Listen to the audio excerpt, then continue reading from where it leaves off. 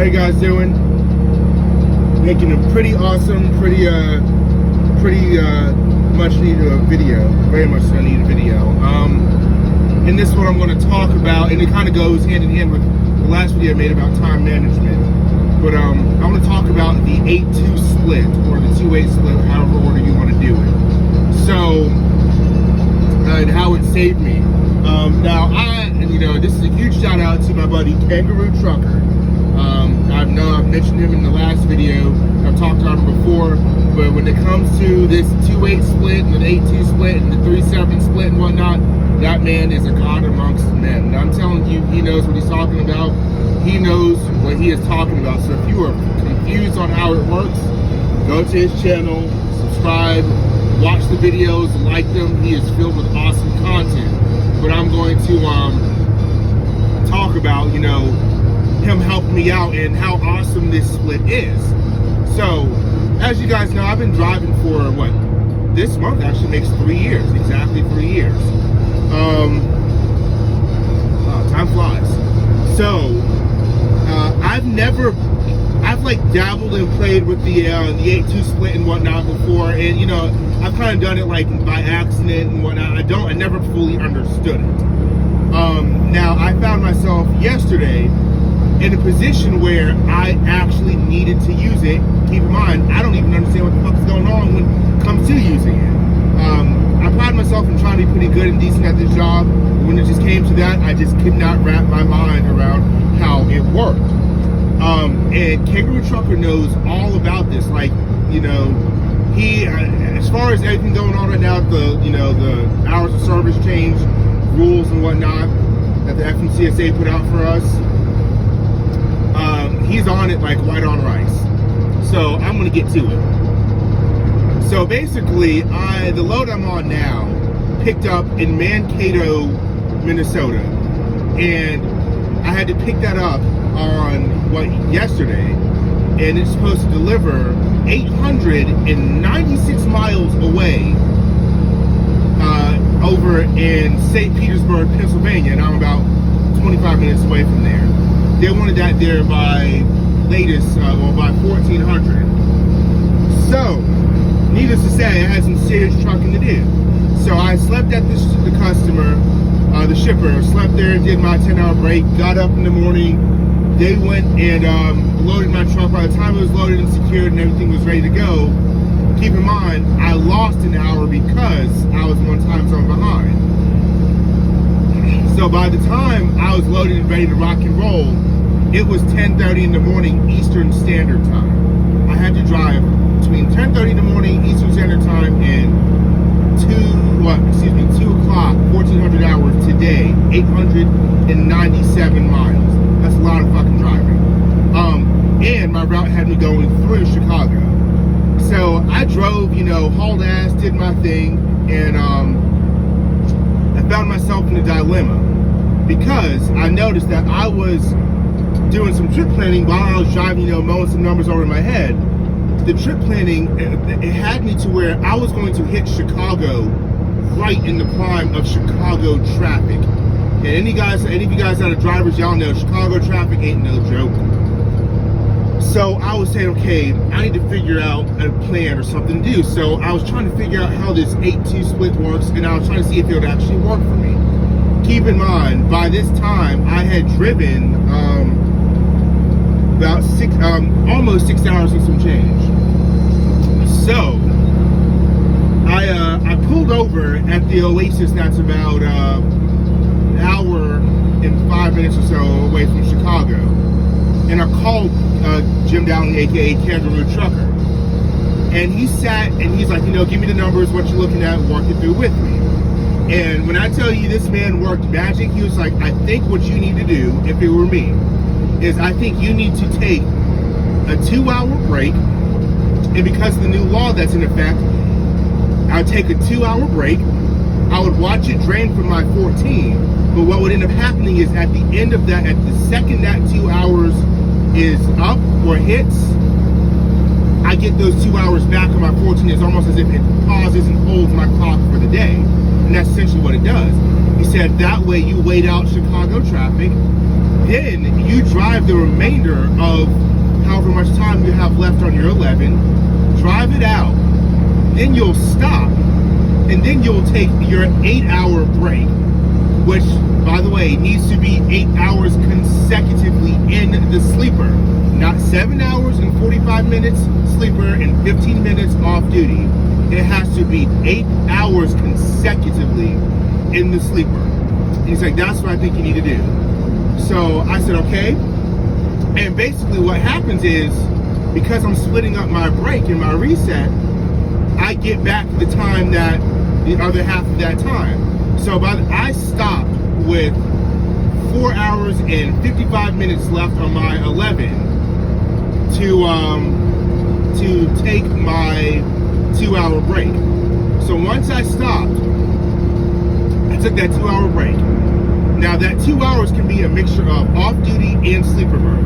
It doesn't matter if it's 1 hour and 45 minutes of off-duty and 15 minutes of sleeper berth, or if it's an hour and 45 minutes of sleeper berth and 15 minutes of off-duty.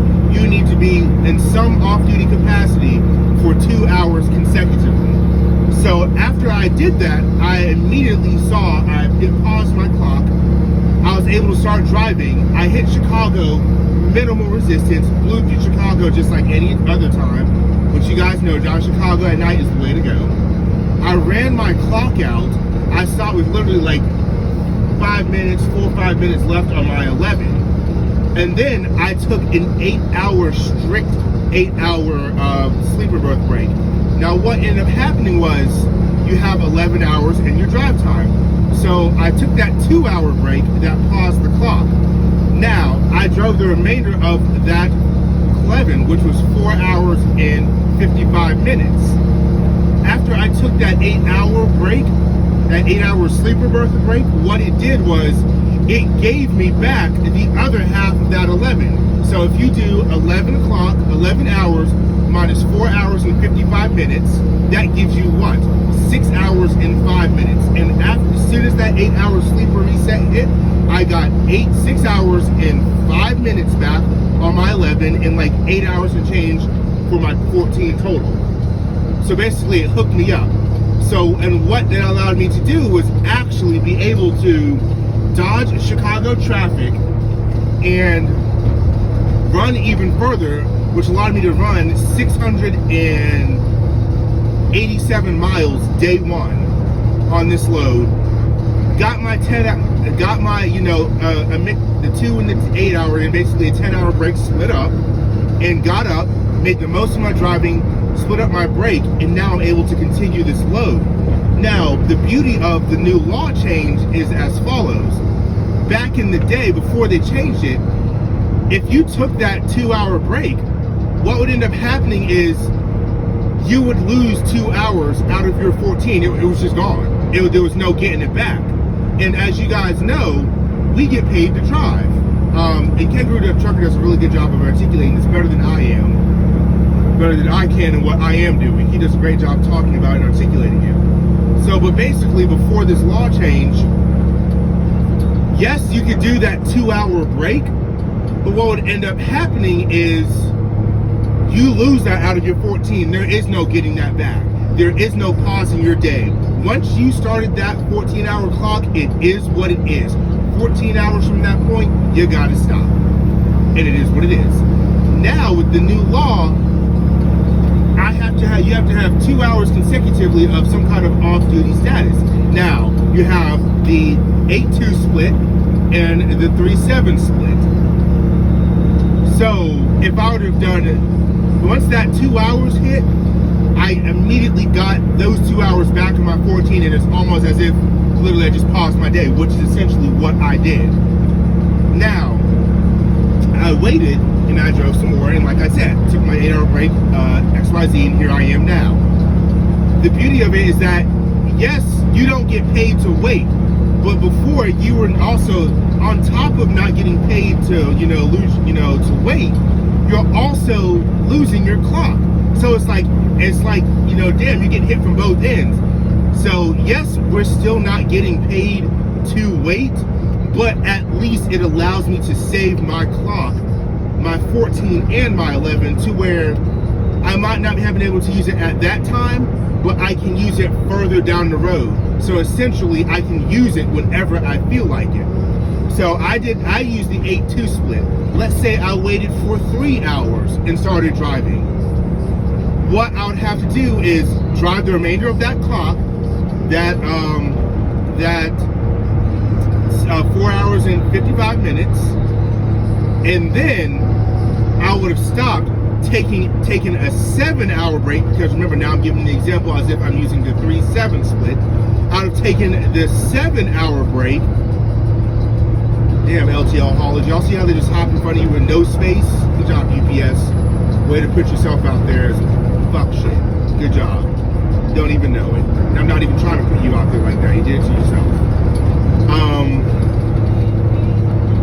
So instead of now if I would have waited 3 hours, I would get up, drive that last 4 hours 55 minutes, take a 7-hour break, a 7-hour strict sleeper berth break, not a mixture of off-duty and sleeper, 7 hours consecutively in the sleeper. And that is very important. I'm driving that point home because that is what's going to mess people up, because they're going to do a mixture of off-duty and sleeper, and when it doesn't work for them, they're going to be all discombobulated and freaking out.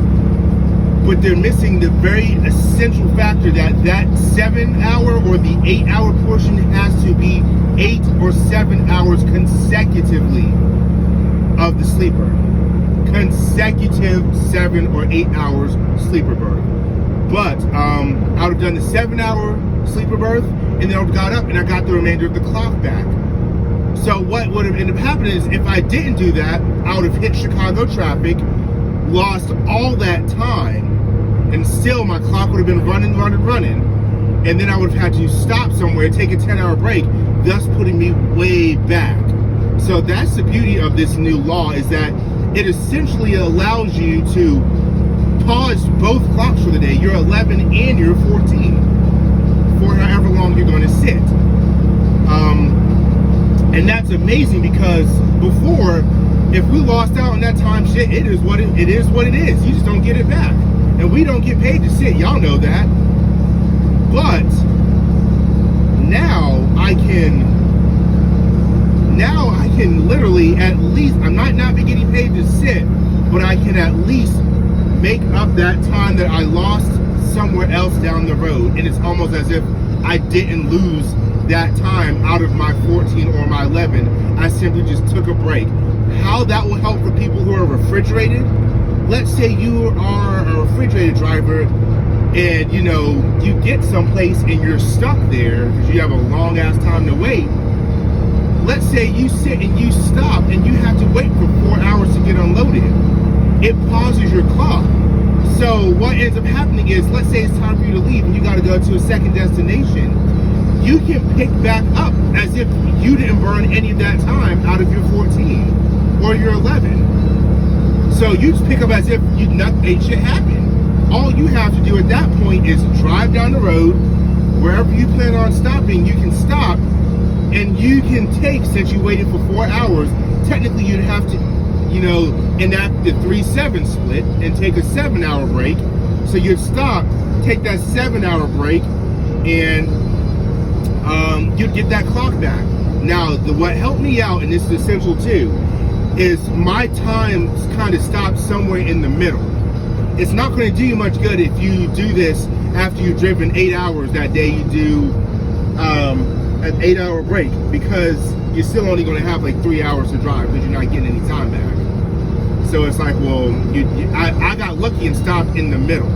So you need to weigh out how much time you're stopping with. But anyway, guys, that's it. Like, comment, subscribe. Thank you, Kangaroo Trucker, for saving my ass. You are a god amongst men and a great friend. I owe you a cigar, whatever kind you want. Price tag on it is not a problem. Take care, buddy.